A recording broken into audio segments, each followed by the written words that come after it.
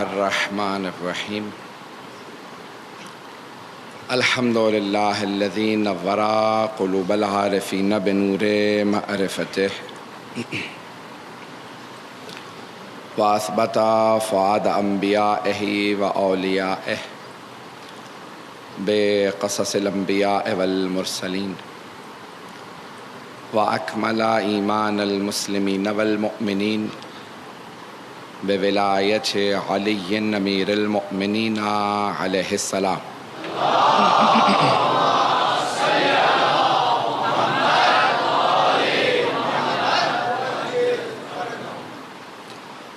والصلاة والسلام والتحیۃ والاکرام علی افضل الموجودات العبد المؤید والرسول المسدد المصطفى الامجد المحمود الأحمد اعنی ابا القاسم محمد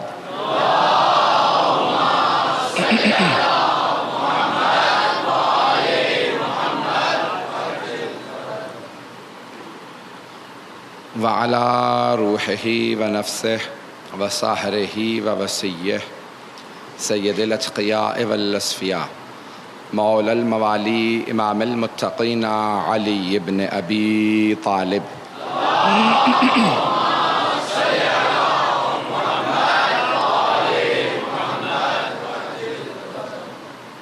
وعلی اوصیائہ لا سیما بقیت اللہ فی الارضین روحی وارواح العالمین لتراب مقدمہ الفدا واللعنة الدائمة على أعدائهم أجمعين من الآن إلى قيام يوم الدين أما بعد فقد قال الله الحكيم في كتابه الكريم بسم الله الرحمن الرحيم فأقم وجهك للدين حنيفا فطرة الله التي فطر الناس عليها لا تبديل لخلق الله ذلك الدين القيم ولكن أكثر الناس لا يعلمون صدق اللہ العلی العظیم صلوات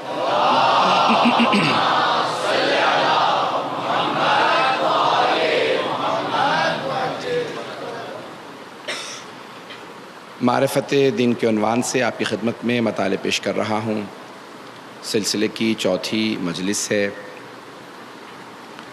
دین حق کی پہچان اور اس کی معرفت کے لیے ہم نے کچھ دلیلیں گزشتہ دو مجالس میں پیش کی ہیں اور ہم نے کہا کہ جو دین حق ہے اس کے پیشوا کی بشارت گزشتہ انبیاء اور آسمانی کتابوں میں ذکر ہونا ضروری ہے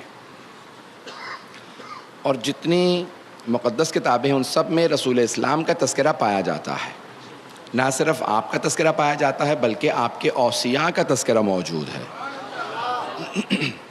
تو ہمارا عقیدہ یہ ہے کہ ہمارے پیغمبر اسلام کی بشارتیں موجود ہیں بشارات عہدین کے نام سے بھی کتابیں ہیں اور علماء نے کتابیں لکھی ہیں جس میں کس کس نبی نے تذکرہ کیا بشارت دی کہ ایک آخری نبی آئیں گے لِيُظْهِرَهُ عَلَى الدِّينِ كُلِّهِ هُوَ الَّذِي أَرْسَلَ رَسُولَهُ بِالْهُدَىٰ وَدِينِ الْحَقِّ لِيُظْهِرَهُ عَلَى الدِّينِ كُلِّهِ تاکہ پورے دنیا پہ دین کا غلبہ آ جائے پیغمبر اسلام دنیا میں تشریف لائے اور فرما گئے کہ میرے بعد میرے 12 وصی آئیں گے ابھی تک پوری دنیا میں دین کا غلبہ نہیں آیا اس کا مطلب ہے پیغمبر جیسی کوئی ہستی ابھی باقی ہے جو پوری دنیا کے اندر آ کے عدل و انصاف قائم کرے اور تمام مسلمان متفق ہیں کہ انہی کو امام مہدی کہا جاتا ہے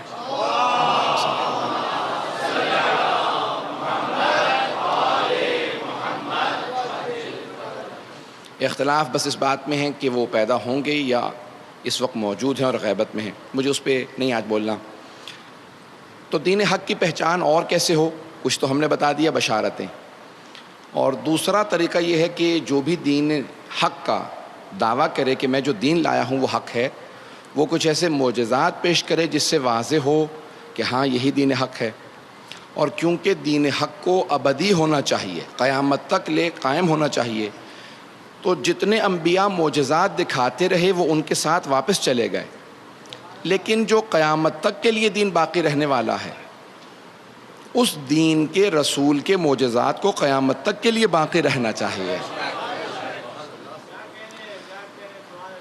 اب میں صرف اشارہ کرتے ہوئے آگے بڑھوں گا، آپ حضرات کی محبت اور عقیدت کا ممنون ہوں، آپ بہت پیارے انداز سے سن رہے ہیں۔ اشارہ کروں گا اور آگے بڑھ جاؤں گا، سارے میں معجزات جلیلی پیش نہیں کر سکتا۔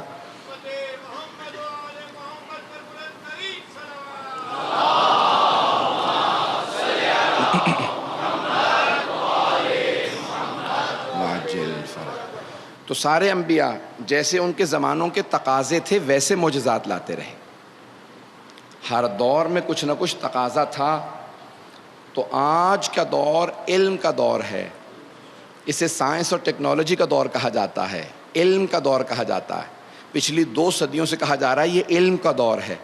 تو اللہ نے 1400 سال پہلے اپنے حبیب کو علم کا سب سے بڑا شاہکار عطا کیا ہے، جو آج تک معجزہ خالد ہے، یعنی خالد سے مراد ہمیشگی کے لیے ایٹرنل ہے اور ہمیشہ ہمیشہ باقی رہے گا۔ تو یہ جو بھی آدمی پڑھے اس میں کچھ نہ کچھ حاصل کرتا ہے۔ انبیاء کے زمانوں کے جو تقاضے تھے میں جلیلی پیش کر رہا ہوں ویسے معجزات۔ جناب موسیٰ کے زمانے میں جادو کا زور تھا، اللہ نے ساحر، جو ان کے زمانے میں جادوگر تھے، جادو کو سحر کہتے ہیں عربی میں، اور جادوگروں کو ساحر کہا جاتا ہے۔ ساحرون یہ ساحرہ اس زمانے میں جو جادوگر تھے، رسیوں کو سانپ میں بدل دینا، یہ سارے مختلف جادو دکھاتے تھے۔ تو جناب موسیٰ کا زمانہ جادوگروں کا زمانہ تھا۔ تو ان کے زمانے میں تقاضا یہ تھا کہ جو اللہ کی طرف سے نبی بھیجا جائے وہ ان جادوگروں کے جادو کو باطل کر دے۔ تو اب آئے جناب موسیٰ، ان کے 2 معجزات ہیں، ذہنوں میں ہیں نا سب کے۔ ایک ید بیضا، جیب میں ہاتھ ڈال کے نکالتے اس میں سے نور نکلتا تھا جس میں کسی کو کچھ نظر نہیں آتا تھا۔ دوسرا ہاتھ میں عصا ہوتا تھا، زمین پہ پھینکتے اژدہا میں تبدیل ہو جاتا۔ میں نے اس دن بھی اشارہ کیا تھا۔ تو اب 2 معجزات تمام جادوگروں کے جادو کو باطل کر دیتے۔ جناب موسیٰ کا تھا عصا لیکن کسی بھی شے کو کھا جاتا تھا۔ جناب عیسیٰ کے زمانے میں طب کا زور تھا، حکمت کرتے تھے اس زمانے کے لوگ، طبابت کرتے تھے، میڈیسن میں بہت ایڈوانس تھے، تمام بیماریوں کا علاج کر لیتے تھے۔ چند بیماریاں تھیں ان کا علاج نہیں کر پاتے تھے۔ اب طب کا زور ہے تو جناب عیسیٰ آئے، کبھی تمہاری ساری طبابتیں دھری کی دھری رہ جائیں گی، یہ بتاؤ کون سی بیماریوں کا علاج نہیں کر پاتے؟ کہ جو پیدائشی گونگا، بہرا یا نابینا ہو ہم اس کا علاج نہیں کر پاتے۔ تو جناب عیسیٰ کان پہ ہاتھ رکھتے تو شنوائی آ جاتی، آنکھوں پہ ہاتھ رکھتے تو بینائی آ جاتی، اور لبوں پہ ہاتھ رکھتے تو گویائی آ جاتی۔ اور مردوں کو وہ زندہ نہیں کر پاتے تھے، عام مردے کو ٹھوکر مارتے، قم بإذن ربک کے، اپنے رب کے اذن سے زندہ ہو جاتا تو مردہ زندہ ہو جاتا تھا۔ اب ختمی مرتبت کے زمانے میں عربوں کو اپنی 2 باتوں پہ بڑا ناز تھا، ایک اپنی زبان پہ کہ ہم عرب ہیں باقی عجم ہیں اور ہم جو کچھ بولتے ہیں وہ عربی زبان بن جاتی ہے، دوسرے اپنی تلوار پہ بہت ناز تھا، نسلوں میں کچھ تو کچھ تار چلتا رہتا تھا، چھوٹی چھوٹی باتوں پہ جنگیں ہو جاتی تھی، پورے پورے قبیلے ایک دوسرے سے لڑنے لگتے تھے، نہ مرنے والے کو پتہ ہوتا تھا میں مر کیوں رہا ہوں، نہ مارنے والے کو پتہ ہوتا تھا میں قتل کیوں کر رہا ہوں، چھوٹی چھوٹی باتوں پہ لڑتے تھے۔ میں کے حالات نہیں سنا رہا، میں جاہلیت کے زمانے کی باتیں بتا رہا ہوں۔ تو لوگ چھوٹی چھوٹی باتوں پہ لڑنے لگتے تھے، جنگیں کرنے لگتے۔ تو 2 باتوں پہ عربوں کو ناز تھا، ایک اپنی زبان پہ، دوسرے اپنی تلوار پہ۔ تو اللہ نے کہا میرے حبیب میں ان کی دونوں باتوں کا جواب آپ کو عطا کروں گا۔ ان کی زبان کا جواب قرآن ہے، ان کی تلوار کا جواب علی ہے۔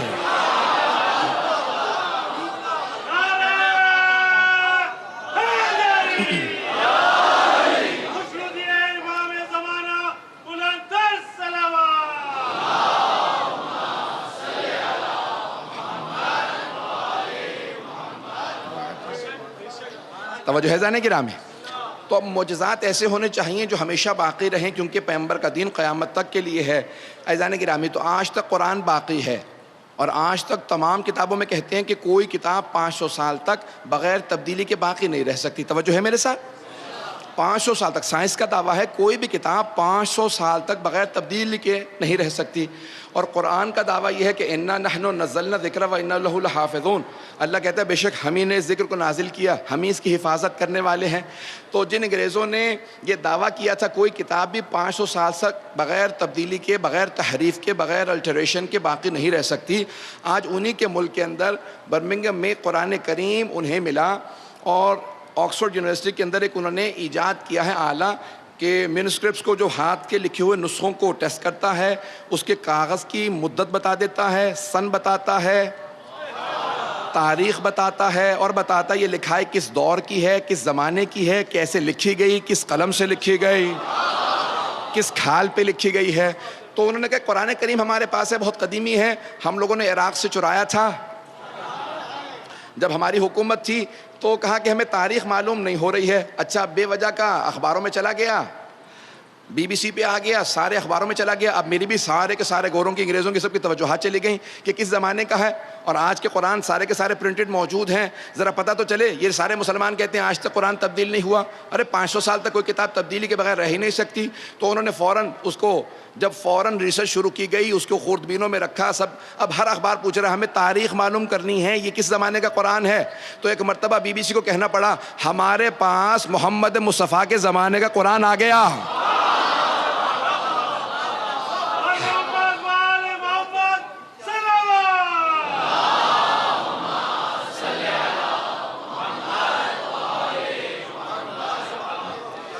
بی بی سی کے الفاظ یہ تھے، میں بہت غور سے سن رہا تھا، we have a copy of the holy Quran that dates back to the time of محمد۔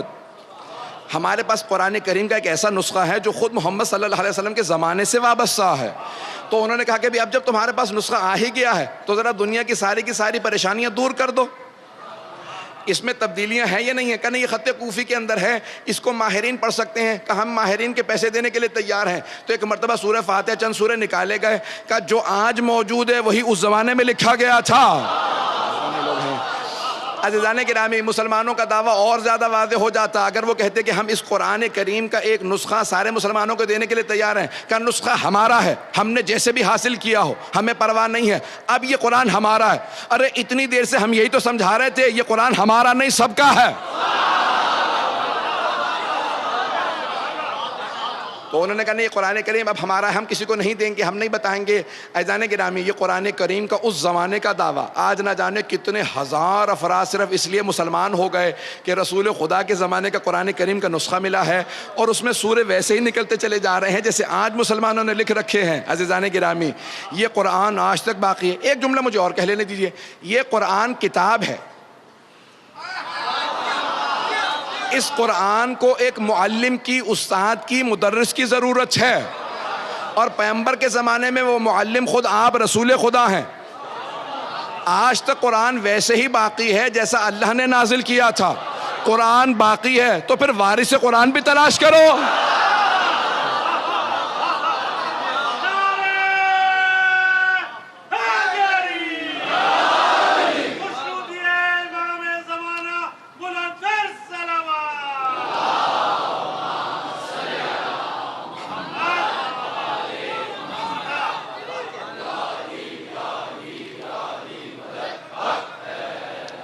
توجہ رہے گی میرے ساتھ برادران؟ تو عزیزان گرامی، اب جو دین حق ہے، معرفت دین یہ ہے انسان کی کہ دین حق کی معرفت حاصل کرے، اور پھر دین حق کی معرفت کے لیے دیکھنا یہ پڑے گا کہ اس کے معجزے کے طور پہ کیا چیز کو پیش کیا گیا ہے۔ عزیزان گرامی، مجھے اکثر پوری دنیا میں سفر کا موقع ملتا ہے، اور بعض اوقات بہت بڑی بڑی یونیورسٹیوں میں جاتا ہوں، ہر جگہ پہ جاتا ہوں۔ ایک جگہ میں گیا ہوا تھا کیمبرج یونیورسٹی کے اندر بھی، اور خود سر یونیورسٹی کے اندر جب گیا تو وہاں پہ اکثر لوگ سوال کرنے لگے، جو میرے ساتھ نوجوان تھے ان سے، یہ انہوں نے لباس ایسا کیوں پہنا ہوا ہے؟ کبھی انہیں انگلش آتی ہے، انہیں سے بات کر لیجئے۔ کہ میں اعتراض نہیں کر رہا ہوں، یہ آپ نے لباس کیوں پہنا؟ تو میں نے کہا بھئی ہمارے جو پیغمبر تھے وہ ایسا لباس پہنتے تھے، تو ہم اہل بیت کے ماننے والے ہیں، ہم اسی لیے ایسا لباس پہنتے ہیں کیونکہ اہل بیت نے بتایا ہے کہ اگر تم دین کا دعویٰ کرتے ہو تو پیغمبر کا لباس پہننا۔ تو وہ پلٹ کے کہنے لگے اچھا محمد صلی اللہ علیہ وسلم، وہ تو نام ہی لیتے ہیں، آپ کو بتائیں، میں صلی اللہ علیہ وسلم کہہ رہا ہوں۔ تو کہنے لگے محمد ایسا لباس پہنتے تھے؟ میں نے کہا ہاں ایسا لباس پہنتے تھے۔ کہ سر پہ ایسے ہی؟ میں نے کہا ہاں، ماما ابا کبا پہنتے تھے۔ تو ایک نوجوان انگریز تھا، اس نے مجھے سوال کیا کہ وہ واقعاً سمارٹ آدمی تھے، خوبصورت تھے؟ میں نے کہا بہت۔ یعنی کتنے خوبصورت تھے؟ میں نے کہا بہت سمارٹ تھے، بہت خوبصورت تھے، بہت ذہین تھے، بہت خوبصورت تھے۔ کہنے لگے مجھے بتا سکتے ہیں کتنے خوبصورت تھے؟ میں نے کہا جتنے تم نے افراد دیکھے ہیں کوئی ان کا پاؤں بھی نہیں بنتا۔ تو اس انگریز نوجوان نے جو یونیورسٹی میں جاتا تھا، اس نے ایک مرتبہ مجھے دیکھا، آنکھوں میں آنسو تھے، رویا نہیں، لیکن ایک مرتبہ کہنے لگا کہ میں آپ کا نام پوچھ سکتا ہوں؟ تو میں نے اس کو یہی بتایا، میں نے کہا میرا نام علی رضا رضوی ہے۔ کہ میں ایک بات کہنا چاہتا ہوں، آپ جو بھی ہیں، آج پہلی مرتبہ مسلمانوں کے نبی محمد کا احترام میرے دل میں پیدا ہوا۔ عزیزان گرامی، رسول خدا سرور کائنات کے اگر پیغام کو کسی تک پہنچا دیا جائے، ممکن ہی نہیں ہے کہ پیغمبر کا کوئی احترام نہ کرے۔ اور سب سے بڑا جو ان کا زندہ معجزہ ہے وہ قرآن کریم ہے۔ ابھی ایک بہت بڑی یہودی محققہ ہے، نام لینا مناسب نہیں ہے، بہت بڑی محققہ امریکہ کی رہنے والی ہے، تو اس سے سوال کیا گیا، یونیورسٹی میں بلایا تھا، قرآن کریم سے متعلق کچھ بتائیے۔ تو کہنے لگی کہ قرآن پڑھنا نہیں، سننے کے لیے اپنی پوری توجہ جلب کر لیتا ہے، جو بھی پڑھے تو سننے کا جی کرتا ہے، کیونکہ قراءت سے ہے، قرآن قراءت سے ہے، تو اس لیے سننے کے لیے آیا کہ لوگ اسے سنیں، اچھا قاری ہو تو سننے کا جی کرے گا۔ کہ میں بہت کچھ پڑھا کرتی تھی، سنا کرتی تھی، 70 حوریں ہوں گی، یہ ہوگا وہ ہوگا، تو میں قرآن سے دور تھی۔ اب بڑھاپے میں آنے کے بعد میں نے ایک مرتبہ اول سے آخر تک قرآن کریم کے ترجمے کو پڑھا۔ جب میں نے بغیر تعصب کے قرآن کریم کو اول سے آخر تک پڑھا تو مجھے بہت افسوس ہوا، اے کاش میں نے جوانی میں پڑھا ہوتا یہ قرآن کریم کیسا ہے۔ کہ جوانی میں پڑھا ہوتا تو قرآن کریم آیا ہی پیشوائی کے لیے ہے۔ پڑھنے کے بعد احساس ہوا کہ واقعی یہ بہت گہری کتاب ہے، لیکن انسان خود پڑھ کے سمجھ نہیں سکتا، اسے سمجھانے کے لیے کسی عالم کی ضرورت ہے۔ اے کاش میں وہاں ہوتا تو میں فوراً کہتا کہ ہمارے پیغمبر بھی کہہ رہے ہیں انی تارکن فیکم الثقلین کتاب اللہ و عطرت اہل بیتی، میں بھی تم میں دو گراں قدر چیزیں چھوڑے جا رہا ہوں، اللہ کی کتاب اور اپنی عطرت اپنے اہل بیت۔ قرآن سمجھنے کے لیے آل محمد کی ضرورت ہے۔ اب غور سے سنیے گا، میں کچھ قرآن کے معجزات کو آج پیش کرنا چاہتا ہوں، اگر سننا چاہیں گے تو میں آگے بڑھوں گا۔ ہر زبان میں صرف دو چیزیں ہوتی ہیں، ایک ہے نظم، دوسرے نثر۔ نظم یہ جو شاعری، نثر یہ جو میں بول رہا ہوں، پوئمز اینڈ پروز۔ اب دو زبانوں میں سمجھا سکتا تھا، میں نے سمجھا دیا ہے۔ تو اب یہ نظم ہے اور نثر ہے۔ عزیزان گرامی، ہر زبان میں صرف دو چیزیں ہیں، نظم اور نثر، نون سے رے، نثر۔ لیکن عربی زبان میں تین چیزیں ہیں، نظم ہے، نثر ہے اور قرآن کریم ہے۔ قرآن نہ نظم ہے نہ نثر ہے، دونوں سے بالا تر ہے، اور یہ پیغمبر اسلام پہ نازل ہوا۔ اب آئیے ذرا، مختلف طبقات ہیں معاشرے کے، جو بھی پڑھے گا اسے اس کے اندر کچھ نہ کچھ پیغام ملے گا۔ ایک امریکہ کے بہت بڑے ڈاکٹر نے قرآن کریم پڑھنا شروع کیا، کب پڑھتے پڑھتے میں اس آیت پہ آ گیا، سننا چاہیں گے نا حضرات؟ تو کہتا ہے میں قرآن کریم پڑھتے پڑھتے اس آیت پہ آیا جو رسول خدا سے متعلق ہے، کہ حضرت زید سے متعلق ہے، کہ لے پالک بیٹے تھے رسول خدا کے، رسول خدا نے بہت سے بیٹے بیٹیاں ان کے لے پالک تھے، انہوں نے گود لے رکھے تھے، اپنے تو 3 بیٹے تھے، تینوں انتقال کر گئے، ایک جناب سیدہ تھی، تو اب انہوں نے بہت زیادہ بچے گود لے رکھے تھے، ان میں سے ایک تھے زید۔ تو اب وہ جب ابتے کہنے لگے، بابا جان کہنے لگے، تو بہت سے مسلمان بھی کہنے لگے رسول خدا کے بیٹے ہیں، توجہ ہے، جیسے آج تک کہہ رہے ہیں کہ بہت سی بیٹیاں رسول خدا کی بیٹیاں ہیں۔ تو اب حضرت زید سے متعلق تو اللہ نے قرآن میں آیت نازل کی، جس طرح سے ایک جسم میں 2 دل نہیں ہو سکتے، اسی طرح سے ایک آدمی کے 2 باپ نہیں ہو سکتے۔ جب نام ہی زید بن ثابت ہے اور اس کا باپ موجود ہے تو اس کو محمد سے نسبت نہ دو، وما محمد نبا احد من رجالکم، محمد تم مردوں میں سے کسی کے باپ نہیں ہیں۔ تو عزیزان گرامی توجہ سے سنیے گا، تو اب یہاں پہ وہ ڈاکٹر کہتا ہے کہ میں نے آیت کو پڑھا تو کچھ دیر کے لیے میں سوچنے لگا، سوچنے پہ مجبور ہوا۔ اللہ کہہ رہا ہے جس طرح سے کسی ایک آدمی کے 2 باپ نہیں ہو سکتے، ویسے ایک جسم میں 2 دل نہیں ہو سکتے۔ کہ میں نے ایک مرتبہ سائنس کی ساری کتابیں کھنگالنا شروع کی کہ بہت سے بچے ڈیفارم پیدا ہوتے ہیں، معذوریت کے ساتھ پیدا ہوتے ہیں، مختلف ان میں معذوریت ہوتی ہے، بعض کا ایک گردہ ہے، بعض کا 3 گردے ہیں، مختلف چیزیں بیماریاں ہوتی ہیں، کا ایک آنکھ نہیں آنکھ ہے۔ تو کہا میں نے ساری کی ساری اب تک تحقیقات جتنی چھپی تھی ساری پڑھنا شروع کی، تو پتہ چلا کہ جتنے بھی آج تک بچے دنیا میں معذور پیدا ہوئے ہیں، جتنی مرضی بیماریوں کے ساتھ پیدا ہوئے ہیں، آج تک دنیا میں ایک بچہ 2 دلوں کے ساتھ پیدا نہیں ہوا، نہیں پہنچا سکا۔ قرآن کریم میں وہ کہتا ہے، یہ جو قرآن کہنا نا جیسے ایک جسم میں 2 دل نہیں ہو سکتے، ویسے کسی آدمی کے 2 باپ نہیں ہو سکتے، تو کہا یہ میڈیکل سٹیٹمنٹ ہے۔ پتہ نہیں پہنچا پا رہا ہوں یا نہیں پہنچا پا رہا۔ وہ ڈاکٹر یہ کہتا ہے یہ میڈیکل سٹیٹمنٹ ہے، یہ اللہ ایک سٹیٹمنٹ دے رہا ہے، یہ ایک بیان دے رہا ہے، اور سارے کے سارے اطباء کو دعوت دے رہا ہے، میں خالق ہوں، میں نے بنایا، مجھے پتا۔ خالق بتا سکتا ہے کون کون سی بیماریاں ہو سکتی ہیں، لیکن کبھی بھی کچھ بھی ہو، کسی بھی جسم میں 2 دل نہیں ہو سکتے۔ اس نے کہا میں ساری دنیا کو چیلنج دیتا ہوں، میں صرف اس لیے مسلمان ہوا ہوں کہ ایک آیت کے اندر قرآن نے اتنا بڑا میڈیکل کا مسئلہ حل کر دیا۔ عزیزان اگر سننا چاہیں گے تو میں آگے بڑھوں گا۔ عزیزان گرامی، قرآن کریم نے بہت بڑے بڑے معجزات کا تذکرہ کیا ہے، تو حقانیت رسول خدا کی سب سے بڑی دلیل آج جو موجود ہے وہ قرآن کریم موجود ہے۔ قرآن پڑھتے چلے جائیے گا اور آپ کے لیے کتنے ہی راز کھلتے چلے جائیں گے، کیسے کیسے راز اس قرآن کریم کے اندر موجود ہے۔ اب یہاں پہ میں ایک آیت کو پیش کر رہا ہوں۔ اس زمانے کے اندر لوگ ابھی یہ نہیں جانتے تھے کہ ہر چیز حرکت میں ہے، ہر شے۔ اس زمانے میں بحث یہ تھی کہ زمین اپنی جگہ پہ اسٹیشنری ہے، رکی ہوئی ہے، جامد ہے، جمود کا شکار ہے، اور سورج زمین کا طواف کر رہا ہے۔ یہ تو 400 سال پہلے دریافت ہوا کہ نہیں، زمین سورج کا طواف کر رہی ہے، اور اتنا ہی نہیں ہے بلکہ بعد میں پتہ چلا سورج بھی رکا ہوا نہیں ہے۔ 19ویں صدی میں جا کے پتہ چلا کہ نہیں، سورج بھی رکا ہوا نہیں ہے، صرف زمین طواف نہیں کر رہی، یہ سارا نظام شمسی سورج کا طواف کر رہا ہے، اور خود سورج اپنے پورے نظام شمسی سمیت طواف میں ہے۔ نہیں ہے ابھی تک مجمع میرے ساتھ؟ تو سورہ یاسین کو ذرا ذہنوں کے اندر لے آئیے گا، تو وَكُلٌّ يَجْرِي بِأَجَلٍ مُّسَمًّى، اللہ سبحانہ وتعالیٰ کہہ رہا ہے ہر شے کُلٌّ يَجْرِي بِأَجَلٍ مُّسَمًّى، یجری جرا سے یعنی جاری ہے، چل رہی ہے، حرکت میں ہے۔ جب جھولا جھلاتے ہیں نا تو کہتے ہیں یجری، یہ چل رہا ہے، چل رہا ہے۔ جب جھولا جھلاتے ہیں تو کہتے ہیں چل رہا ہے۔ اللہ کہتا ہے تم نے کبھی غور کیا، تم زمین پہ گرتے نہیں ہو، زمین حرکت پہ ہے، جیسے جھول رہی ہو، تمہیں سلاتی بھی ہے، چلاتی بھی ہے، کھلاتی بھی ہے۔ یہ ساری کائنات کوئی ایسی شے نہیں جو حرکت میں نہ ہو، ہر شے حرکت میں چل رہی ہے۔ اللہ نے 1400 سال پہلے قرآن میں بتایا تھا، 19ویں صدی میں سائنسدانوں نے دریافت کیا، اور سائنسدانوں پھر بھی قرآن کو نہیں مانو گے، یہ محمد مصطفیٰ کا زندہ معجزہ ہے۔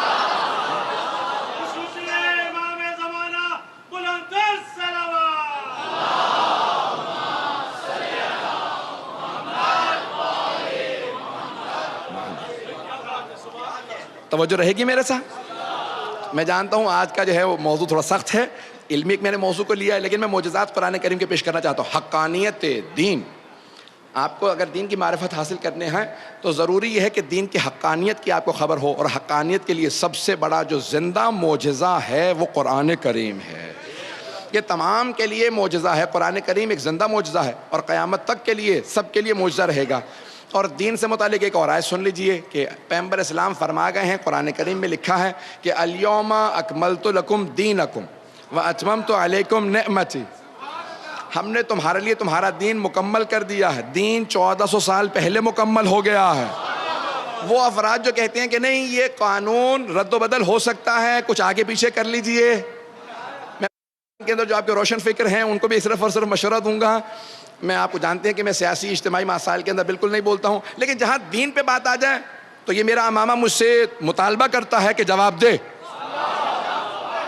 تو بہت سے آج کے اندر میں نے دیکھا، میں خود بھی ہوں لیکن باہر رہتا ہوں، باہر رہنے سے کوئی انسان سے خارج نہیں ہو جاتا، تو بہت سے افراد کہنے کہ نہیں تبدیلی آ سکتی ہے، یہ قرآن کریم کے اندر جو بھی موجود ہیں قوانین اس کو بدلا جا سکتا ہے، رسول خدا نے کہا قانون بدل سکتے ہیں، اور اپنے طور پہ وہ اپنے آپ کو روشن فکر سمجھ رہے ہوتے ہیں۔ عزیزان گرامی، یہ قرآن کریم رسول خدا 1400 سال پہلے کہہ گئے ہیں، الیوم اکملت لکم دینکم۔ میں اپنے الفاظ میں پیش کروں گا کہ اللہ نے ایک عمارت بنائی، اور عمارت بنانے کے لیے انبیاء کو بھیجا، بنیادیں رکھی جناب آدم نے، دیواریں بنائی جناب نوح نے، چھت ڈالی جناب ابراہیم نے، دروازے بنائے جناب موسیٰ نے، کھڑکیاں بنائی جناب عیسیٰ نے۔ پھر ختمی مرتبت آئے کہ اب کچھ رد و بدل کی ضرورت ہے، پہلے یہاں دروازہ تھا اب ضرورت نہیں، یہ دروازہ یہاں سے وہاں لے جاؤ، یہ کھڑکی یہاں سے نکال دو۔ ایک مرتبہ آپ نے اس عمارت میں کچھ رد و بدل کیا اور کہا کہ سامنے ایک تختی لگا دو، الیوم اکملت لکم دینکم، آج دین مکمل ہو گیا۔ اس کے نیچے ایک حدیث لکھ دو، حرام محمد حرام الی یوم القیامہ وحلالہ حلال الی یوم القیامہ، محمد صلی اللہ علیہ وسلم کا حرام قیامت تک کے لیے حرام ہے، ان کا حلال قیامت تک کے لیے حلال ہے۔ پیغمبر نے اس پہ اکتفا نہیں کیا، اس دین کی عمارت پہ 12 محافظ بٹھا دیے۔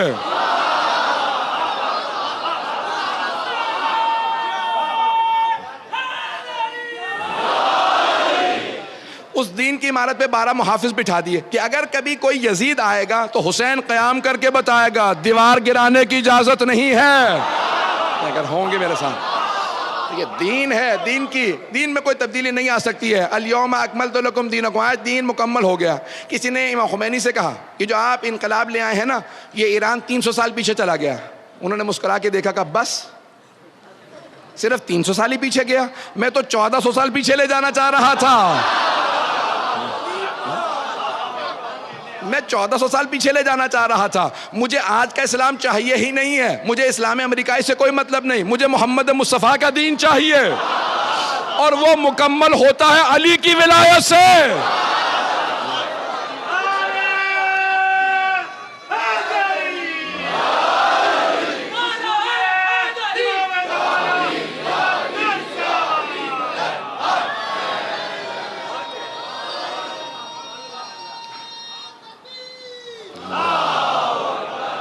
توجہ ہے عزیزان گرام، یہ دین قرآن کریم آج موجود ہے، کسی کو حق نہیں ہے کہ اس کے اندر کوئی تبدیلی کر دے۔ اجتہاد تبدیلی کرنے کا نام نہیں ہے، اجتہاد اس قرآن کو اہل بیت کی تعلیمات کے مطابق سمجھنے کا نام ہے۔ نہیں پہنچا سکا بات کو۔ عزیزان گرامی، نص کے مقابلے میں اجتہاد ہمارے ہاں جائز نہیں ہے۔ قرآن اور معصوم نص ہیں، رسول خدا کا فرمان نص ہے، معصوم کا فرمان نص ہے۔ قرآن اور معصوم کے فرمان کے مقابلے میں اجتہاد ہمارے ہاں بدعت ہے، جائز نہیں ہے۔ اجتہاد ہے قرآن کو سمجھنے کے لیے، اجتہاد ہے معصوم کے فرمان کو سمجھنے کے لیے، بدلنے کے لیے نہیں، بدلنے کے لیے نہیں۔ یہ اجتہاد یہ نہیں ہے کہ بھئی مجھے معصوم کے مقابلے میں نے معاذ اللہ کچھ کام کیا، جیسے مثال کے طور پہ کسی نے قتل کر دیا کسی کا، جناب امیر نے کہا بھئی اس نے قتل کر دیا، کہا اجتہاد فاخطا، اس نے اجتہاد کیا تھا، اس سے خطا ہو گئی، یہ خطا اجتہادی ہے۔ تو مرزا غالب نے عجیب کہا ہے کہ یہ اجتہاد، یہ نص کے مقابلے میں اجتہاد، مرزا غالب کا شعر ہے، یہ اجتہاد عجب ہے کہ ایک دشمن دی، یہ اجتہاد عجب ہے کہ ایک دشمن دی، علی سے جنگ کرے اور خطا کہیں اس کو۔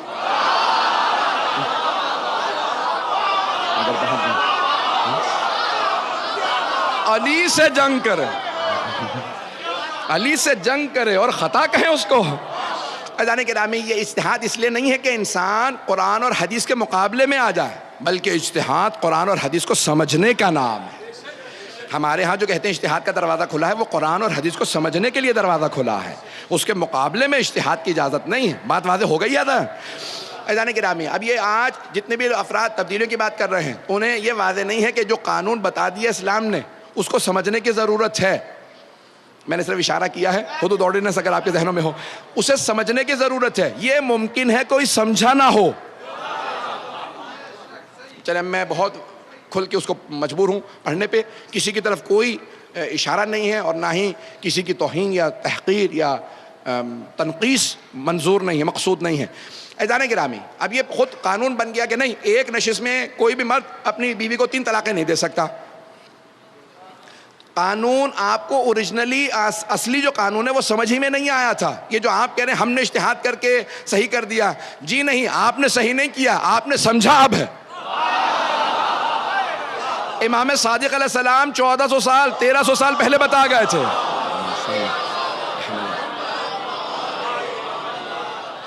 کہ ایک نشست میں اگر آپ 100 دفعہ بھی کہہ دے طلاق تو وہ ایک ہی طلاق ہوئی ہے، کیونکہ وہ ایک ہی طلاق ہے۔ توجہ ہو، دہرانے سے طلاق بڑھتی نہیں چلی جاتی۔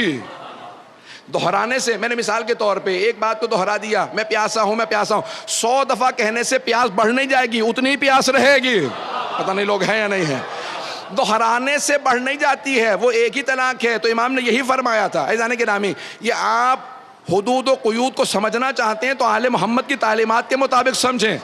جب آپ قرآن کو بغیر آل کے سمجھنے کی کوشش کریں گے تو قرآن بھی سمجھ میں نہیں آئے گا، کیونکہ قرآن آل کے ساتھ ہے۔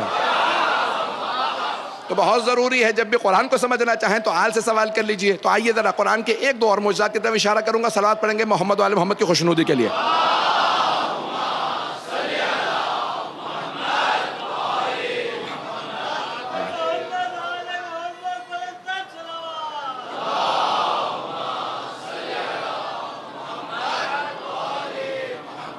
وعجل فرجہ۔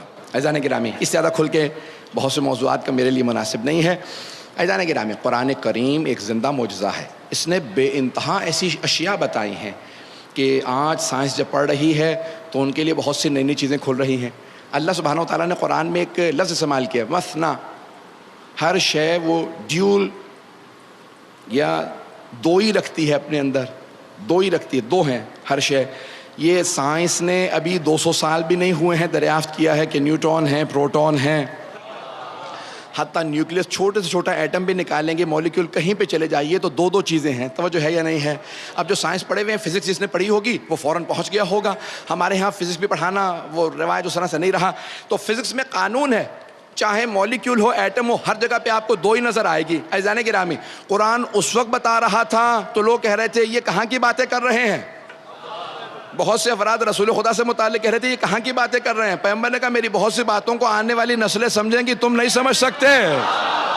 آنے والی نسلیں سمجھیں گی، اور آنے والی نسلیں کہہ رہے ہیں کہ اگر قرآن نے کہہ بھی دیا تو کیا ہوا، سائنس نے دریافت کر لیا. بھائی سائنس نے آج دریافت کیا ہے، قرآن جب سائنس نہیں تھی تب بتا کے گیا تھا. میں بہت تیزی سے چل رہا ہوں. تو یہ دو ہی کا تصور قرآن کریم نے بتایا. اسی طرح سے ایک اور بحث پیش کرنا چاہ رہا ہوں. یہ چند افراد کا بسم اللہ کہنا،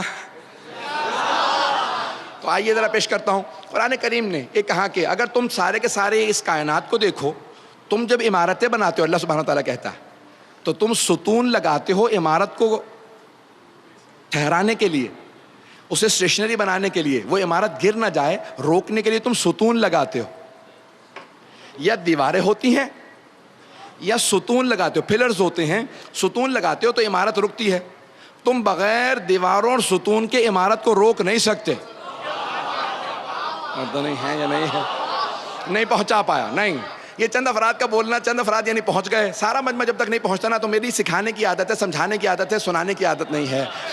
قرآن کریم کہتا ہے کہ بھئی تم جب اپنی دیواریں بنانے لگتے ہو، کوئی چھت ڈالتے ہو نا، تو تم اس تمام کی تمام چھتوں کو ستونوں کا، دیواروں کا سہارا دیتے ہو، اور بغیر دیواروں کے، بغیر ستونوں کے کسی بھی عمارت کو روک نہیں سکتے. تم نے دیکھا تمہاری چھوٹی چھوٹی عمارتیں ستونوں کی محتاج ہیں، اور اللہ نے اتنے بڑے بڑے ستارے کھڑے کر دیے، کسی ایک جگہ ستون نظر نہیں آئے گا. اللہ کہتے ہو پھر بھی تم سوال کرتے ہو وَهُوَ أَحْسَنُ الْخَالِقِينَ، اور سب سے اچھا خلق کرنے والا وہ ہے، اس نے اپنی اتنی بڑی کائنات بنا دی ہے، لیکن کسی ایک جگہ ستون نہیں بنایا، کسی ایک جگہ ستون نہیں لگایا. بغیر ستونوں کے سورج کھڑا ہے، چاند کھڑا ہے، ستارے، یہ ساری کائنات بغیر ستونوں کے اپنی جگہ پہ سوار ہے، نہ گر رہی ہے. پتہ نہیں لوگ ہیں یا نہیں ہیں. نہ یہ کائنات گر رہی ہے، ہر شے چل رہی ہے، اور ہر شے گواہی دے رہی ہے میرا بنانے والا ایک ہی ہے. اگر متعدد ہوتے تو ٹکراؤ ہوتا، یہ ٹکراؤ نہ ہونا بتا رہا ہے بنانے والا ایک ہے، اور وہ بنانے والا محمد کا خدا ہے. جب محمد ایسے ہیں تو سوچو ان کا خدا کیسا ہوگا.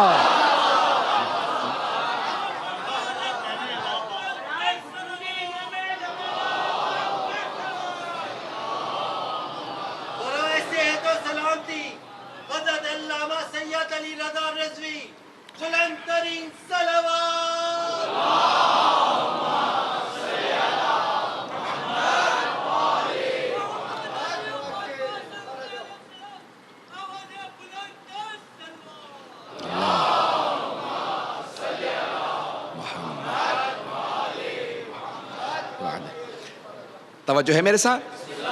خلقت سے متعلق اور کچھ سنیں گے؟ اب یہ ساری کائنات، بڑے بڑے علماء نے پوری کتابیں لکھ دی ہیں کہ اللہ نے اس پوری کائنات سے متعلق کیا کہا ہے. آج سائنس نے دریافت کیا. ابھی تک پوری ایک بحث چل رہی تھی، اور وہ یہ کہہ رہے تھے کہ دنیا مسلسل پھیل رہی ہے، کنٹریکشن ہے. اس وقت کا سب سے بڑا سائنسدان مانا جاتا ہے اسٹیفن ہاکنس کو، 70 سال سے زیادہ کا ہے، بلکہ تقریباً 80 سال کا ہوگا، اپاہج ہے. اس کے باوجود بھی بہت بڑا دماغ مانا جاتا ہے.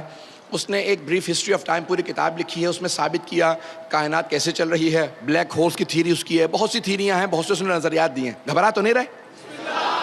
تو فزکس کا بہت بڑا ماہر ہے، کیمبرج یونیورسٹی کا فزکس کے ڈپارٹمنٹ کا سب سے بڑا سائنسدان مانا جاتا ہے. تو اس نے کہا کہ 19ویں صدی سے پہلے کسی نے آج تک کہا ہی نہیں ہے کہ یہ دنیا وجود میں آئی ہے. اسٹیفن ہاکنس کی کتاب جو شاہکار مانی جاتی ہے، اس نے لکھا 19ویں صدی سے پہلے کسی نے نہیں کہا کہ دنیا وجود میں آئی ہے. سب لوگ سمجھتے تھے ہر چیز ایٹرنل ہے، ہمیشہ سے تھی، ہمیشہ رہے گی. لیکن 19ویں صدی میں سائنسدانوں نے دریافت کیا کہ نہیں، دنیا وجود میں آئی ہے. تو میں نے اسی کتاب کا وہاں سے حاشیہ نکال کے اپنا اس کے اوپر ایک حاشیہ لگایا ہے. میں نے بھی ایک حاشیہ لگایا اس کے اوپر. میں نے کہا کاش انہوں نے امام صادق کو پڑھا ہوتا. جب یونان کے سائنسدان اٹھ کے مدینے آئے, کہا آپ دعویٰ کرتے ہیں کہ آپ خدا کی طرف سے بھیجے گئے ہیں؟ کہا کہ ہمارے جد رسول خدا کو اللہ نے بھیجا اور ہم 12 کو اللہ نے بنایا. کہا آپ یہ دعویٰ کرتے ہیں کہ الہی نظام کے آپ نمائندہ ہیں؟ امام نے کہا ہاں. کہا آپ اللہ کے نمائندہ؟ امام نے کہا ہاں. کہا یہ بتائیے کہ اللہ کے ہونے کی دلیل کیا؟ امام نے کہا کہ تو جس علوم کے مہارت رکھتا ہے میں تجھے وہیں سے جواب دوں گا. امام نے کہا سن, حدوث العالم, اس دنیا کا وجود میں آنا, یہ دنیا پہلے سے نہیں تھی, وجود میں آئی ہے. تو اس نے کہا دلیل کیا ہے کہ وجود میں آئی ہے؟ امام نے کہا کل شیء متحرک, اس دنیا میں ہر چیز حرکت میں ہے, جو چیز حرکت میں ہوتی ہے نا وہ پہلے سے نہیں ہوتی. توجہ. ہر وہ شے جو حرکت میں ہو وہ پہلے سے نہیں ہوتی. ہر وہ شے جو حرکت میں ہو, کیونکہ اللہ نے حرکت کو ایجاد کیا, وہ حرکتوں سے باہر ہے. جو چیز حرکت میں ہو وہ تبدیل ہو رہی ہوتی ہے.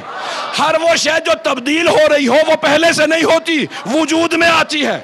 ہر وہ شے جو وجود میں آئے اس کا کوئی وجود میں لانے والا ہوتا ہے, وہی خدا ہے.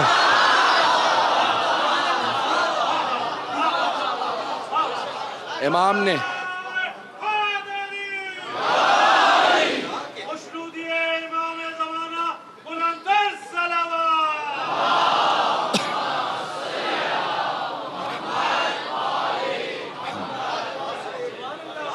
پریشان تو نہیں ہو گئے ہیں حضرات؟ آپ کہیں گے مولانا نے آج فزکس کا پورا درس شروع کر دیا یہاں سے.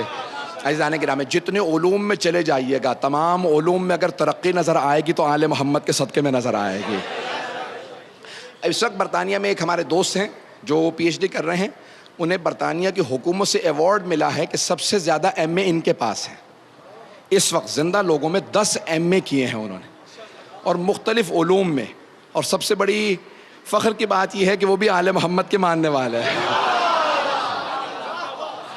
تو اب وہ راجہ فرحت حسین کے نام سے انہوں نے 10 ایم اے مختلف علوم میں کیے ہیں. اس وقت پی ایچ ڈی کر رہے ہیں. ہمارے بہت قریبی دوست ہیں, تقریباً ہم سن و سالوں کے, 1-2 سال مجھ سے شاید بڑے ہوں. تو کہنے لگے کہ بھئی میں نے کہا آپ نے کتاب ایک اپنا تھیسس لکھا تھا ایک زمانے میں, تو کس پہ لکھا؟ جناب جابر بن حیان پہ. موجودہ کیمسٹری, جو موجودہ کیمیا ہے, اس کی بنیاد رکھنے والے ہیں جناب جابر بن حیان.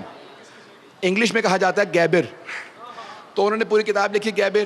تو کہنے لگے میں برطانیہ کی اس میں برٹش لائبریری میں گیا کہ ان کے پاس اصل ہمارے زیادہ تر جو خطی نسخے ہیں, مینوسکرپٹس ہیں, جو ہاتھوں کے لکھے ہوئے اصل کتابیں ہیں, وہ ان کے پاس ہیں.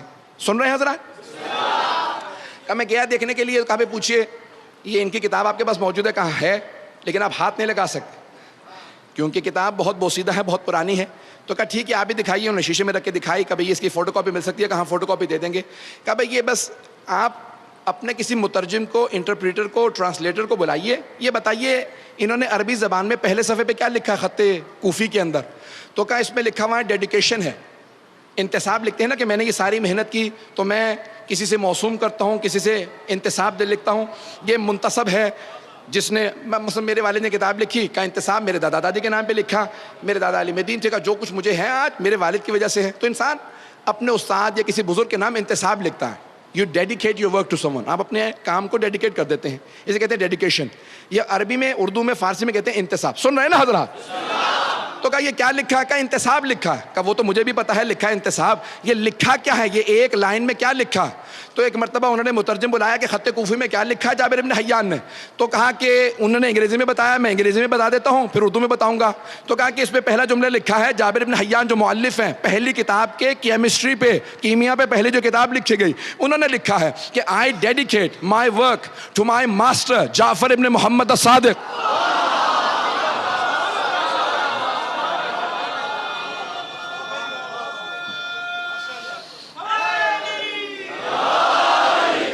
بات پہنچ گئی ہے جانے کے نام.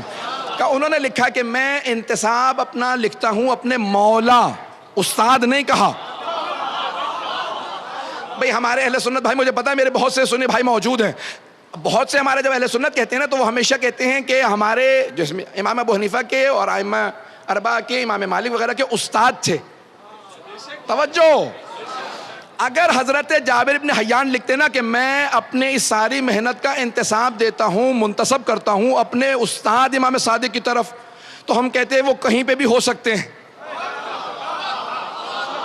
وہ کسی بھی طرح کے مسلمان ہو سکتے ہیں، لیکن انہوں نے جملہ لکھا I dedicate my work to my master، میں انتساب لکھتا ہوں اپنے مولا کے نام۔ مولا صرف شیعہ کہتے ہیں۔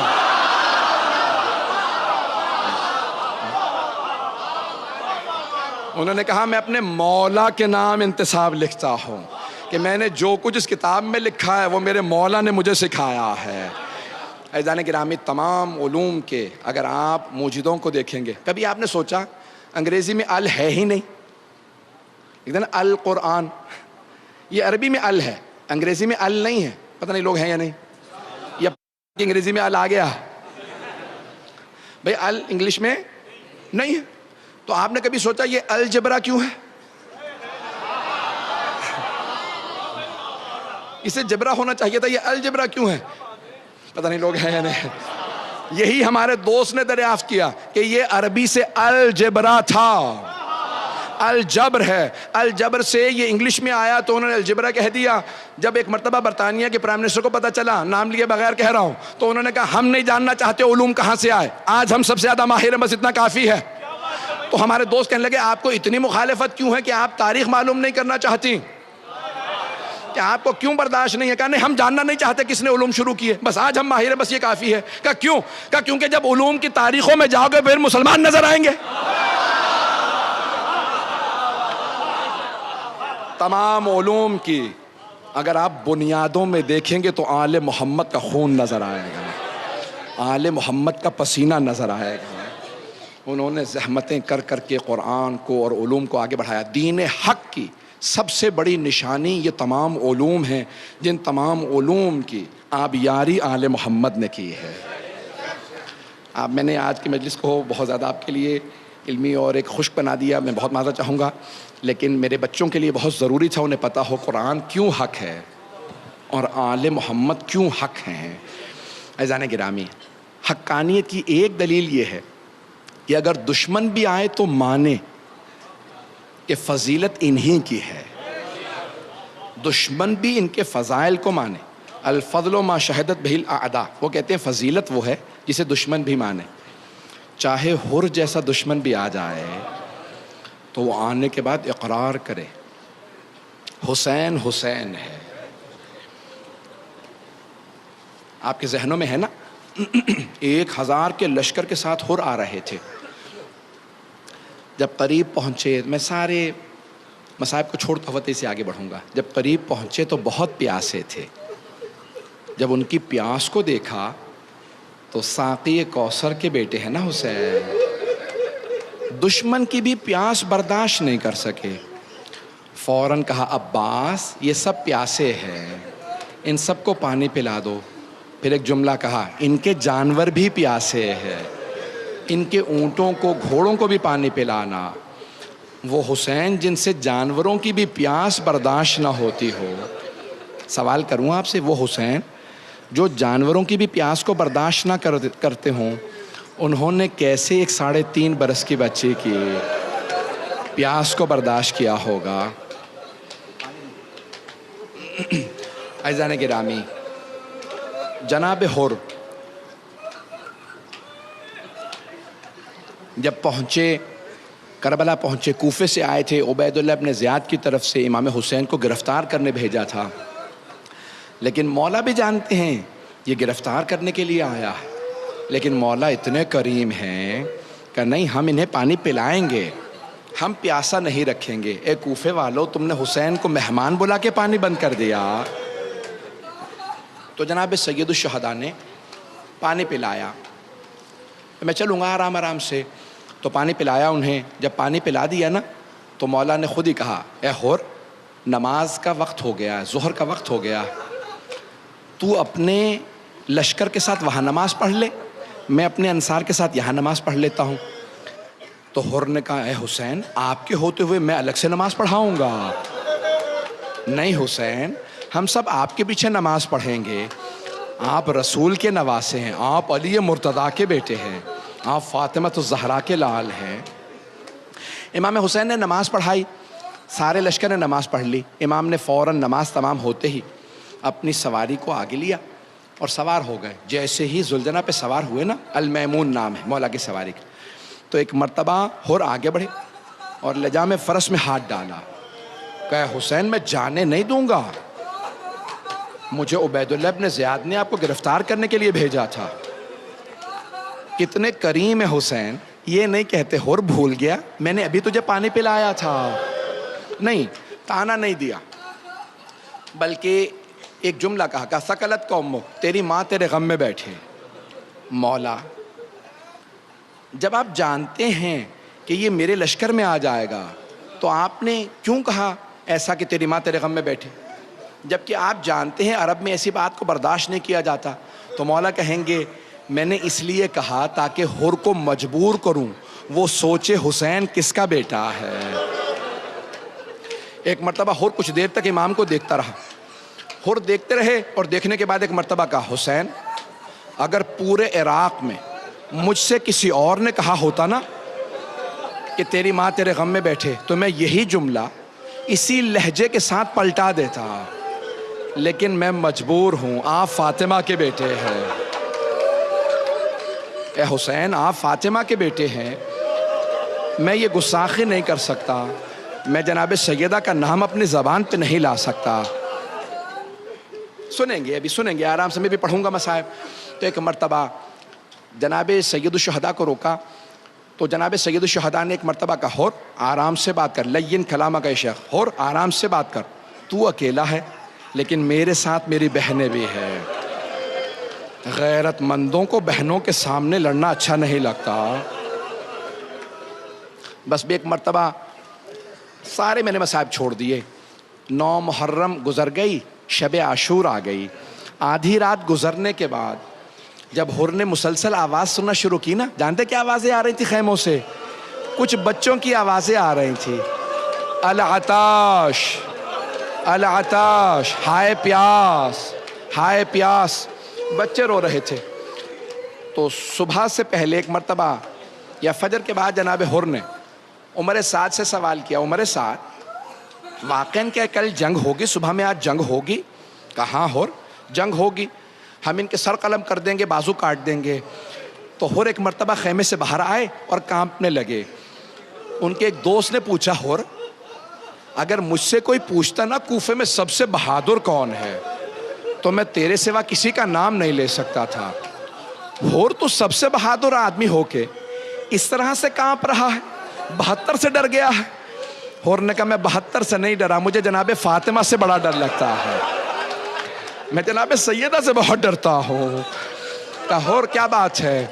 کہا میں حسین کی طرف جنت دیکھ رہا ہوں اور یزید کے لشکر میں جہنم دیکھ رہا ہوں۔ کہا ہر کیا بات ہے؟ ایک مرتبہ کوئی آدمی پاس سے گزر رہا تھا تو حضرت ہر نے روک کے پوچھا، کہا کہاں جا رہے ہو؟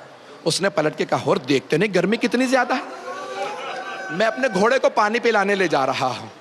تو ہر کی آنکھوں میں آنسو آئے، کہا ہر جانور تو پانی پئیں لیکن آل رسول کا پانی بند ہو۔ اجرکم اللہ اجرکم اللہ۔ ایک مرتبہ اگر دیکھ سکے تو دیکھیے گا، نہیں تو آنکھیں بند کر کے تصور ضرور کیجئے گا۔ جناب ہر ایک مرتبہ امام حسین کے خیمے کی طرف چلنے لگے، جب چل رہے تھے نا تو بیٹے نے سوال کیا، کہا بابا کہاں جا رہے ہیں؟ تو علی بن ہر سے ایک مرتبہ ہر نے کہا اپنے بیٹے سے، کہا بیٹا میں جہنم سے نکل کے جنت کی طرف جا رہا ہوں۔ کہا بابا جنت میں تنہا جا رہے ہیں؟ کہا بیٹا اگر جنت میں چلنا چاہتے ہو تو میرے ساتھ چلو۔ بعض نے لکھا کہ ساتھ میں بھائی اور غلام بھی ہو لیے۔ جب چلنے لگے نا، اگر دیکھ سکے اب ضرور دیکھیے گا، جب چلنے لگے نا جناب ہر امام حسین کی طرف تو ایک مرتبہ بیٹے سے کہا بیٹا میرے ہاتھوں کو باندھ دو۔ ان ہاتھوں نے حسین کے گھوڑے کی لگام میں ہاتھ ڈالا تھا۔ بیٹے نے ہاتھوں کو باندھ دیا، پھر ایک مرتبہ کہا بیٹا میری آنکھوں پہ پٹی باندھ دو۔ بیٹے نے کہا بابا پٹی کیوں باندھ دوں؟ کہا ان آنکھوں نے حسین کو غضب سے دیکھا تھا، میں بڑا شرمندہ ہوں۔ ایک مرتبہ پٹی بندھی، جناب ہر چل رہے تھے کہ اچانک جناب سید الشہداء نے کہا عباس ہمارا مہمان آ رہا ہے، ذرا استقبال کے لیے چلے جائیے۔ جناب عباس باہر آئے، لشکر یزید پہ جناب عباس کا بہت زیادہ روب تھا، سارے جناب عباس سے بہت ڈرتے تھے۔ جیسے جناب عباس کو آتا دیکھا، حر نے محسوس کیا آواز آ رہی، کوئی آ رہا ہے۔ بیٹے سے پوچھا کون آ رہا ہے؟ کہا بابا عباس ابن علی آ رہے۔ تو حر نے فوراً کہا عباس ابن علی سے کہہ دو میں معافی مانگنے آ رہا، جنگ کے لیے نہیں آ رہا۔ تو ایک مرتبہ جناب عباس نے کہا حر میں استقبال کے لیے آ رہا ہوں، میں مارنے نہیں آ رہا۔ بس بھئی یہ رونا بڑا قیمتی ہے، یہ آنسو بڑے قیمتی ہے۔ ایک مرتبہ سنیں گے، میرا گلا ساتھ نہیں دے رہا۔ ایک مرتبہ جناب حر کو جناب عباس لے کے چلے، جب آئے نا جناب حر تو جناب سید الشہداء کے قدموں میں اپنے آپ کو گرا دیا اور ایک سوال کیا۔ جناب امام حسین نے دونوں بازو پکڑ کے اٹھایا، حر کو سینے سے لگایا۔ جب پیار کیا نا تو ایک مرتبہ جناب حر نے سوال کیا حل من توبہ، اے حسین کیا میری توبہ قبول ہو سکتی ہے؟ اب مولا حسین نے کیا کہا ہوگا؟ حر جا میں نے تجھے معاف کیا، حر میری ماں فاطمہ نے معاف کیا، میرے بابا علی مرتضیٰ نے معاف کیا، میرے جد رسول خدا نے معاف کیا، حر میرے اللہ نے تجھے معاف کیا۔ ایک مرتبہ حر نے کہا مولا اگر آپ نے واقعاً معاف کر دیا ہے تو سب سے پہلے مجھے جنگ کی اجازت دیجیے۔ تو جانتے ہیں مولا حسین نے کیا کہا؟ حر آپ ہمارے مہمان ہیں، حر مہمانوں کو پانی پلایا جاتا ہے لیکن ہمارے پاس پانی نہیں ہے۔ حر کی آنکھوں میں آنسو آئے، کہا مولا اب مجھے پانی کا تانا نہ دیجیے گا، مولا یہ پانی میں نے تو بند کرایا تھا۔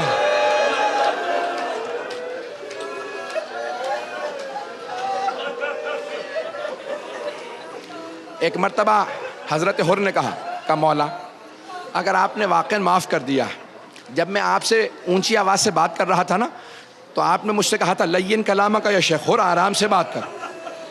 مولا آپ نے کہا تھا آپ کی بہنیں آپ کے ساتھ ہیں، مولا اگر آپ کی اجازت ہو میں آپ کی بہنوں سے ایک مرتبہ معافی مانگ لوں۔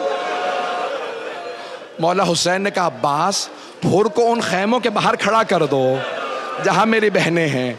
جناب حر گھوڑے پہ سوار تھے، خول پہن رکھا تھا، زرہ زیب تن تھی، آگے بڑھے ان خیموں کے باہر کھڑے ہوئے جہاں جناب زینب تھی، جہاں بیویاں تھیں، بلند آواز سے کہا اے عصمت تطہیر کی پروردہ بیویو،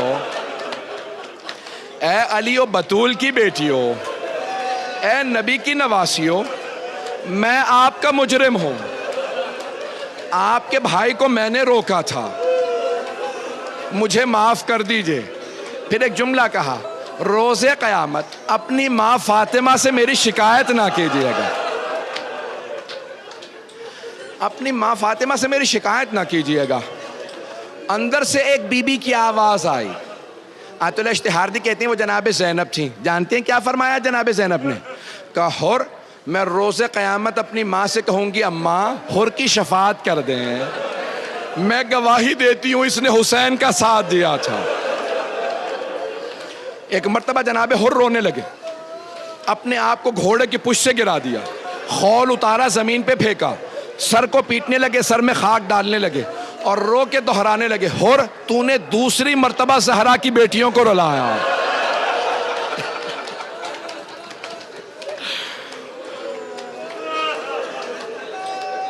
حر تو نے دوسری دفعہ زہرا کی بیٹیوں کو رلایا۔ اجرکم اللہ۔ بس بھئی تھوڑی سی زحمت اور دوں گا، تھوڑی سی زحمت اور دوں گا۔ ابھی جناب حر رو ہی رہے تھے، اٹھے، ایک مرتبہ بیٹے سے کہا بیٹا پہلے تم چلے جاؤ، کہیں ایسا نہ ہو مجھے مرتا دیکھو تمہارا حوصلہ پست ہو جائے، کہیں تم واپس نہ چلے جاؤ، بیٹا پہلے تم چلے جاؤ۔ جناب حر کے بیٹے نے جنگ شروع کی، بڑے بڑے دشمنوں کو مارا، لیکن تنہا تھے، وہاں لشکر تھا، ایک ملعون نے چھپ کے حر کے بیٹے کے سر میں گرز مارا۔ جناب حر کا بیٹا زمین پہ آیا، جب گھوڑے سے گرا نا تو بیٹے نے آواز دی بابا میری مدد کو آئیے، بابا میں گھوڑے سے گر گیا ہوں۔ جناب حر بڑی تیزی سے آگے بڑھے، ہائے میرا بیٹا گر گیا ہے۔ جب جناب حر پہنچے نا بیٹے کے لاشے پہ تو دیکھا مولا حسین پہلے سے موجود ہیں، مولا حسین موجود ہیں۔ کیا کیا مولا نے؟ حر کے بیٹے کے سر کو اٹھایا، اپنے زانو پہ رکھا اور سینہ سہلانے لگے، سر پہ پیار کر رہے۔ جناب حر نے کہا مولا آپ نے کیوں زحمت کی، مجھ غلام کے بیٹے کا لاشا میں خود اٹھا لیتا۔ مولا آپ نے کیوں زحمت کی غلام زادے کو اٹھانے کی؟ مولا مجھ غلام کے بیٹے کے لاشے کو، مولا آپ ہٹ جائیے میں لاشا خود اٹھا لوں گا۔ مولا نے کہا نہیں حر ہٹ جا۔ کہا نہیں مولا میں لاشا اٹھا سکتا ہوں۔ کہا حر ہٹ جا میں لاشا اٹھا لوں گا۔ حر جوان بیٹے بوڑھے باپ کا معاملہ، حر تو ہٹ جا میں لاشا اٹھاؤں گا۔ میری طرف دیکھیے گا، میری طرف 2 منٹ۔ مولا نے حر کے بیٹے کا لاشا اٹھایا، خیموں میں لے چلے، لیکن جب ظہر کے بعد جناب علی اکبر گرے تو کوئی کہنے والا نہیں تھا مولا جوان بیٹے بوڑھے باپ کا معاملہ ہے۔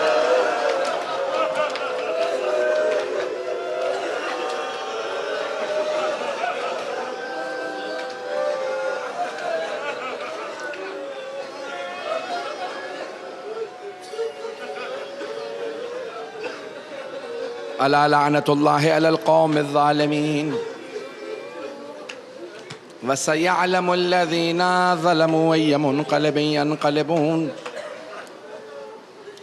جب ظہر کے بعد جناب علی اکبر گرے نا،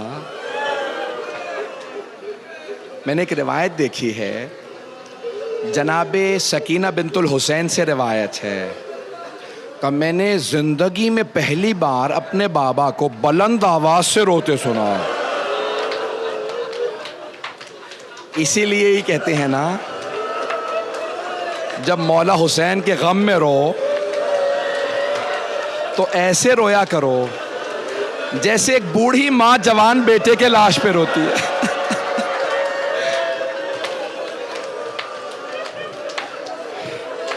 جب جوان بیٹے کو برچھی لگتی ہے اور بوڑھا باپ دیکھ رہا ہو بڑا مشکل ہوتا ہے۔ آئیں بھائی ہاتھوں کو بلند کیجئے گا۔ پروردگارا پروردگارا پروردگارا، واسطہ شام کے اس سفر کا کہ جہاں حلب کے مقام پہ ایک بوڑھی عیسائی خاتون جناب علی اکبر کے سر کو دیکھ رہی تھی کہ نیزے پہ بلند ہے، دیکھتی چلی جا رہی ہے، تو جناب لیلا نے کہا کیا بات ہے، کیوں دیکھ رہی ہو اس سر کو؟ تو جانتے ہیں جناب لیلا سے اس عیسائی خاتون نے کیا کہا؟ کہا بی بی کوئی بات نہیں ہے، میں تو اپنے خدا سے دعا مانگ رہی تھی کہ پروردگارا اس جوان کے مرنے سے پہلے اس کی ماں مر گئی ہو، ماں نے نہ دیکھا ہو۔ میرا بھائی برداشت نہیں کر پا رہا، روکیں۔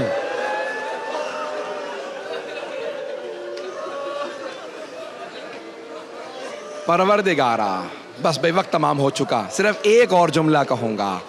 3 محرم گزر چکی ہے، جناب سید الشہداء کربلا پہنچ چکے ہیں۔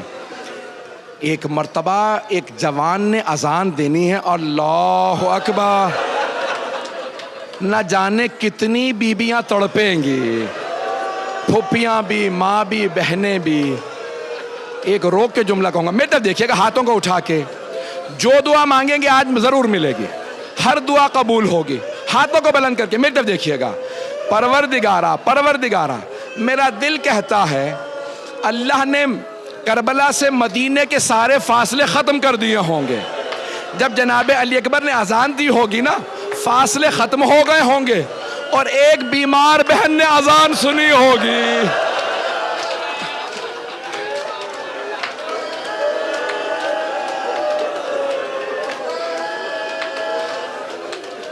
بہن نے کیا کہا ہوگا، کتنا درد ہے میرے بھائی کی اذان میں۔ پروردگارا پروردگارا، امام زمانہ کے ظہور میں تعجیل فرما، دشمنان اہل بیت کو نیست و نابود فرما، داعش و طالبان کو غارت فرما، مومنین کی حفاظت فرما، بے اولادوں کو اولاد عنایت فرما، مقروضوں کے قرض ادا فرما، پریشان حالوں کی پریشانیاں دور فرما۔ پروردگارہ جناب زینب کی بیویوں کی اسیری کا واسطہ ہمارے تمام علماء مومنین جہاں جہاں اسیر ہیں سب کو رہائی کی خبر عنایت فرما.